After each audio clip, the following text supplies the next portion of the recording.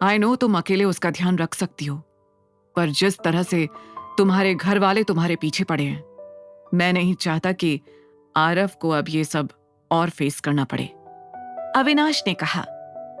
उसकी बातों ने नव्या को पूरी तरह से ब्लैंक कर दिया था।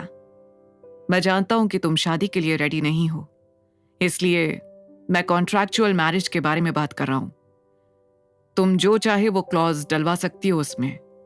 और तुम्हारी फैमिली, वो क्या कहेगी? उनकी चिंता तुम मत करो। मैंने हमेशा से वही किया है जो मुझे ठीक लगता है। आराम से सोच लो। अगर तुम्हारी हाँ है तो कल कोर्ट में मिलेंगे।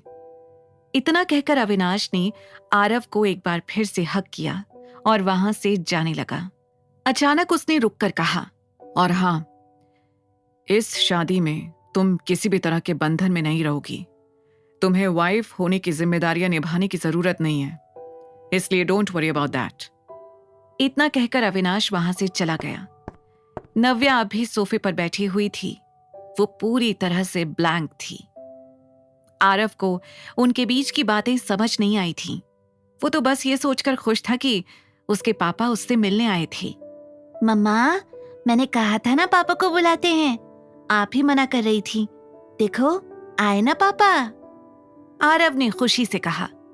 नव्या ने तुरंत उठकर आरव को पीछे किया और दरवाजा बंद कर दिया। आरव, कुछ करने से पहले मुझसे पूछ तो लिया करो एक बार। अब चलो, सोने का टाइम हो गया है। इतना कहकर नव्या आरव को कमरे के अंदर लेकर चली गई। यहां सिन्हा परिवार में जब कनिका ने नव्या की हरकत के बारे में बताया तो शेखर के गुस्से का ठिकाना ही नहीं था। उस लड़की की इतनी हिम्मत! मैंने सोचा था कि उसे वापस बुलाऊंगा तो वो हमसे माफी मांगेगी, हमारे साथ रहने के लिए हाथ पैर जोड़ेगी, पर देखो उस लड़की को। शेखर ने गुस्से में दांत पीसते हुए कहा, मिस्टर अहलूवालिया से बात करो। अगर वो शादी के लिए अब भी रेडी हैं तो। शिखा इतना कहकर रुक गई। इससे पहले कि शेखर उसकी बात का जवाब देता, उसका फोन बज उठा। मिस्टर अहलूवालिया का फोन इस वक्त? कुछ सोचकर शेखर ने फोन उठाया। हेलो मिस्टर सिन्हा, आपको लग रहा होगा कि मैं इस वक्त आपको कॉल क्यों कर रहा हूँ। एक्चुअली मुझे आपसे कुछ बात करनी थी। ये सुनकर शेखर घबरा गया। वो जानता था कि होटल में मिस्टर अहलूवालिया की जिस तरह से इंसल्ट हुई थी, उसके बाद वो उसे छोड़ेगा नहीं। मैं आपके ऑफिस आने ही वाला था मिस्टर अहलूवालिया। अपनी बेटी की हरकत के लिए मैं आपसे सॉरी कहता हूँ। शेखर ने कहा, मैंने आपकी सॉरी सुनने के लिए कॉल नहीं किया है। इतना सब कुछ होने के बाद भी मैं आपको एक ऑफर देना चाहता हूँ। मिस्टर अहलूवालिया ने मुस्कुराते हुए कहा। यह सुनकर शेखर के होश उड़ गए। उसे यकीन नहीं हो रहा था कि अहलूवालिया अब भी उसे मौका देना चाहता था। मैं क्या कर सकता हूँ आपके लिए? उसने झट से पूछा। अपनी बेटी को मुझसे शादी करने के लिए तैयार, सिर्फ इतना ही करना है आपको, मिस्टर अहलूवालिया ने कहा। यह सुनकर शेखर सन्न रह गया था। मैं जानता हूं आपकी बेटी मुझसे शादी करना नहीं चाहती, और ऑनेस्टली मैं भी उसके साथ जबरदस्ती शादी नहीं करना चाहता। मैं चाहता हूं कि वो पूरे मन से मेरे पास आए और मेरे साथ शादी करे। इसीलिए अपनी बेटी को मनाने का काम आपको करना होगा। शेखर को बिल्कुल समझ नहीं आ रहा था कि वो इस ऑफर को हाँ कहे या ना। 100 करोड़, इतने इन्वेस्टमेंट की ही जरूरत है ना आपको अपने इस नए प्रोजेक्ट के लिए? ये सुनते ही शेखर की आंखें चमक उठी थी।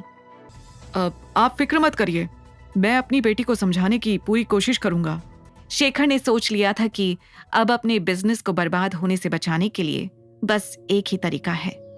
अगले दिन सुबह नव्या जल्दी उठ गई। रात भर उसके दिमाग में अविनाश की बातें घूम रही थी। कहीं ना कहीं उसने डिसाइड कर लिया था कि उसे अविनाश को क्या जवाब देना है।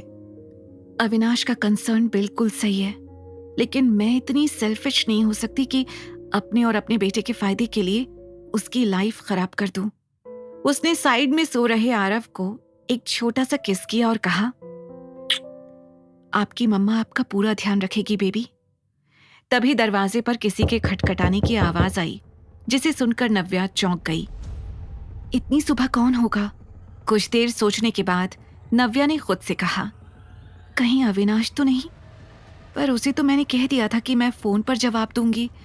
तो फिर तभी फिर से खटखटाने की आवाज आई और इस बार आवाज और तेज थी। नव्या को शक हो गया था कि यह अविनाश नहीं कोई और है। उसने आरव को सोने दिया और बाहर आकर बेडरूम का दरवाजा बंद कर दिया। फिर उसने धीरे धीरे मेन दरवाजा खोला तो सामने खड़े शख्स को देखकर दंग रह गई। आगे की कहानी जानने के लिए देखें अगला एपिसोड सिर्फ पॉकेट एफएम के YouTube चैनल पर और द रिटर्न के सारे एपिसोड्स को सुनने के लिए डिस्क्रिप्शन में दी लिंक से डाउनलोड करें पॉकेट एफएम ऐप।